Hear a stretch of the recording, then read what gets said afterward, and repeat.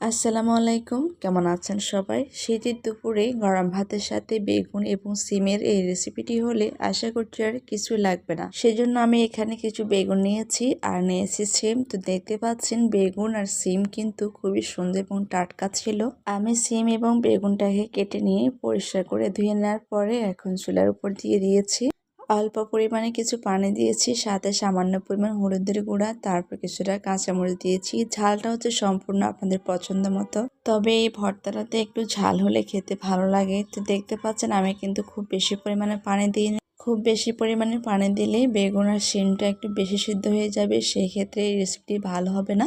তো দেখতে পাচ্ছেন একটা পর্যায়ে পানিগুলো একদম সুন্দর করে শুকিয়ে গেছে আর বেগুন আর সিমও সুন্দর করে সিদ্ধ হয়ে গেছে। সিদ্ধ হয়ে যাওয়ার পরে এখন আমি এটাকে একটু ঠান্ডা করে নিয়েছি। তারপর এখন একটা ব্লেন্ডারের জার নিয়ে আমি এটাকে ব্লেন্ড করে নিচ্ছি। তবে খুব বেশি মিহি করা যাবে না, সেই ক্ষেত্রে ভর্তা খেতে ভালো লাগবে না। এখন আমি একটা কড়াইয়ে দিয়ে দিয়েছি কিছুটা সরষের তেল, তার মধ্যে দিয়েছি পেঁয়াজ কুচি। ভর্তা মানে হচ্ছে সরষের তেল, আর সেটা আমরা যেভাবে খাই না কেন সরষের তেল দিলে কিন্তু ভর্তার অন্যরকম একটা টেস্ট চলে আসে। তো এখন এখানে আমি স্বাদ মতো একটু লবণ দিয়ে দিয়েছি। আমি কিন্তু এখানে আর কোনো কিছু ব্যবহার করব না।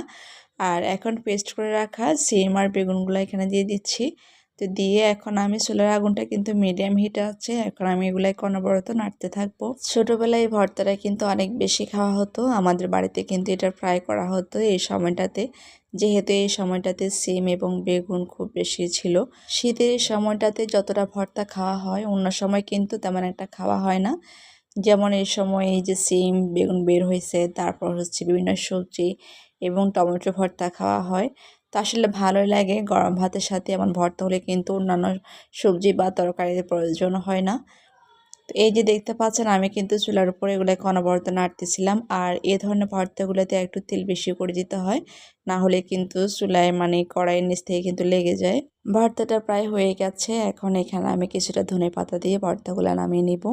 ভর্তার এরকম একটা অবস্থা যখন আসবে তখন এটাকে চুলা থেকে নামিয়ে নিতে হবে। এর থেকে বেশিক্ষণ চুলায় রাখলে সেক্ষেত্রে ভর্তাটা খেতে ভালো লাগবে না। তো আজকে সব কিছু মিলে আমার ভিডিওটা আপনাদের কাছে কেমন লেগেছে আপনারা অবশ্যই কমেন্ট করে জানাবেন। যদি ভালো লাগে তাহলে আমার পেজটি ফলো দিয়ে পাশে থাকার অনুরোধ রইল সবাইকে। দেখা হবে আবার আপনাদের সাথে নতুন কোনো ভিডিও নিয়ে। সে পর্যন্ত সবার জন্য অনেক অনেক দোয়া ও শুভকামনা। আসসালামু আলাইকুম।